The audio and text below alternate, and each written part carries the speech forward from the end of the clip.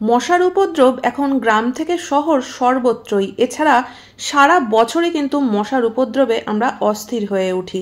সন্ধে হতে না হতেই কিন্তু দরজা জানলা বন্ধ করে বসে থাকতে হয়, সে গরমকালে যতই গরম লাগুক না কেন দরজা জানলা খোলার কিন্তু উপায় নেই। মশার কামড়ে অস্থির হয়ে তখন কিন্তু আমাদের বাধ্য হয়েই অল আউট বা মশার ধূপ, কয়েল এই ধরনের জিনিস কিনতে হয়। এগুলো আমাদের স্বাস্থ্যের পক্ষে খুবই ক্ষতিকারক, কিন্তু বাধ্য হয়েই কিনতে হয়, কারণ এই মশার কামড় থেকে প্রত্যেক বছরই কিন্তু ডেঙ্গু, ম্যালেরিয়া, চিকুনগুনিয়ার মতো রোগের খবর শোনা যায়।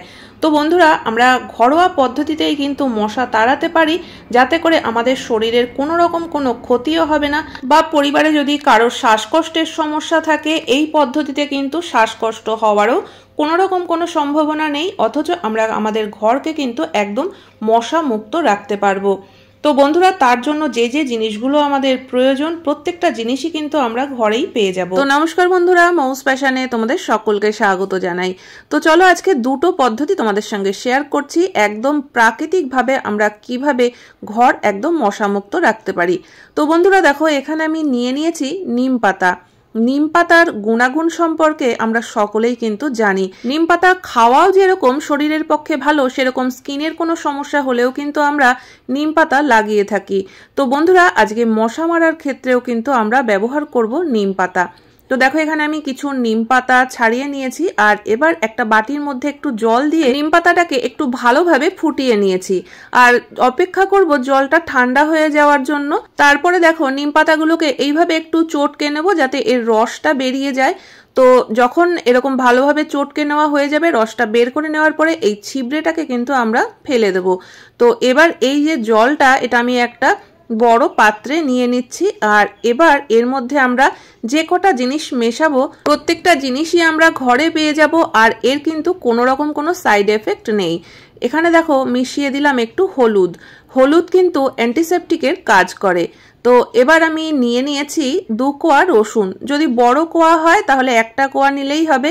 এখানে আমি 2 কোয়া রসুন নিয়ে নিলাম, আর এবার গ্রেটার দিয়ে আমি রসুনটাকে গ্রেট করে নিচ্ছি। রসুনের কিন্তু একটা খুবই উগ্র গন্ধ রয়েছে, আর মশা তাড়ানোর ক্ষেত্রে কিন্তু রসুনের এই উগ্র গন্ধটা অনেকটাই কাজ করবে। তো দেখো, এখানে রসুনটা আমার গ্রেট করা হয়ে গেছে, আর এবার এই বাটির মধ্যেই আমি বেশ কিছুটা জল দিয়ে দেব। বন্ধুরা, এখানে আমরা যে লিকুইডটা তৈরি করছি এটা কিন্তু আমরা প্রত্যেক দিন সন্ধেবেলা ব্যবহার করতে পারবো। এতে করে কিন্তু ঘরে একটুও মশা থাকবে না। তো দেখো, এখানে যে রসুন গ্রেট করার পরে জল দিয়ে ভিজিয়ে রেখেছিলাম, উপর থেকে আমি একটু কর্পূরের গুঁড়ো ছড়িয়ে দিলাম, আর এবার জলটাকে ভালোভাবে মিশিয়ে দিচ্ছি রসুনের সঙ্গে কর্পূরের গুঁড়োটা। তো যতক্ষণ পর্যন্ত না মিশে যাচ্ছে ততক্ষণ পর্যন্ত জলটাকে কিন্তু রেখে দিতে হবে। তো এখানে ভালোভাবে মেশানো হয়ে গেছে। তোমরা চাইলে কিন্তু একটা ছাঁকনি দিয়েও ছেঁকে নিতে পারো।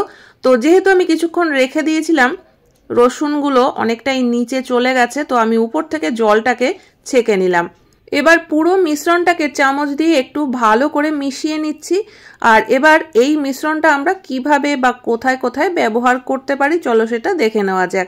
তবে ব্যবহার করবার জন্য কিন্তু আমাদের একটা স্প্রে বোতলের প্রয়োজন হবে।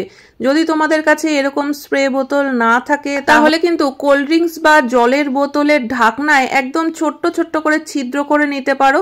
তো সেটা দিয়েও কিন্তু একই কাজ হয়ে যাবে। তো এখানে যে মিশ্রণটা আমি বানিয়েছিলাম এই স্প্রে বোতলের মধ্যে ঢেলে দিলাম।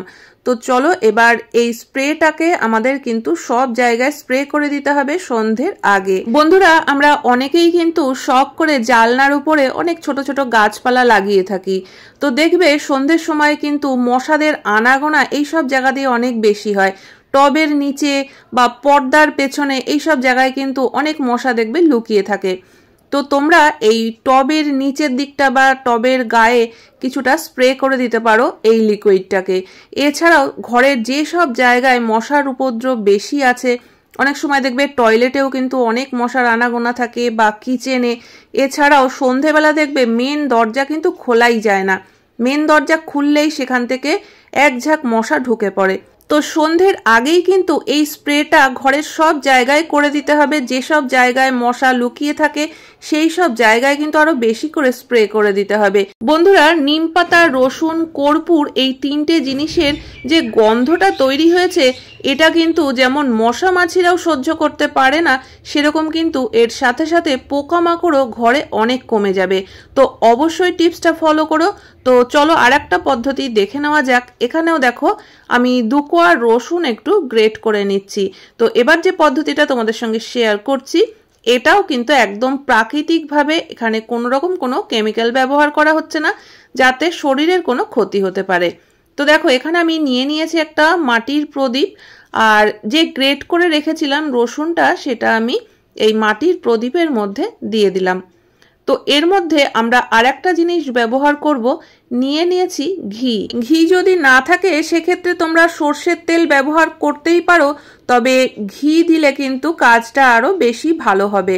তো এই রসুনের মধ্যে আমি অল্প একটু ঘি দিয়ে দিলাম, আর এবার এখানে নিয়ে নিয়েছি কর্পূর। কর্পূরটাকে গুঁড়ো করে আমি উপর থেকে ছড়িয়ে দিলাম। তো বন্ধুরা, এবার একটা চামচ দিয়ে এই পুরো মিশ্রণটাকে ভালোভাবে একটু মিশিয়ে দিচ্ছি, আর এখানে একটা সলতে তৈরি করে নিতে হবে। তো তোমরা তুলো বা সুতির কাপড় যে কোনো কিছু দিয়ে একটা সলতে তৈরি করে নিতে পারো। তো এবার এই প্রদীপের মধ্যে আমি সলতেটাকে দিয়ে দিচ্ছি। তো এই তিনটে জিনিস মিশিয়ে যে প্রদীপটা আমরা বানিয়েছি এটা যদি আমরা প্রত্যেকদিন সন্ধেবেলা জ্বালাতে পারি তাহলে কিন্তু ঘরে একটাও মশা থাকবে না। আর মশা তাড়ানোর জন্য কিন্তু আমাদের স্বাস্থ্যের ক্ষতি করে কোনো রকম কয়েল বা অল আউটও জ্বালানোর কোনো প্রয়োজন পড়বে না। তো প্রত্যেকদিন সন্ধেবেলা এরকম একটা প্রদীপ জ্বালিয়ে কিন্তু প্রত্যেকটা ঘরে একটু ঘুরিয়ে নিতে হবে। এছাড়াও বন্ধুরা, অনেক সময় দেখবে যে রান্না বান্না করার সময় বা বাসন মাজার সময় দুটো হাত যখন আটকা থাকে তখন খুব মশা কামড়ায়।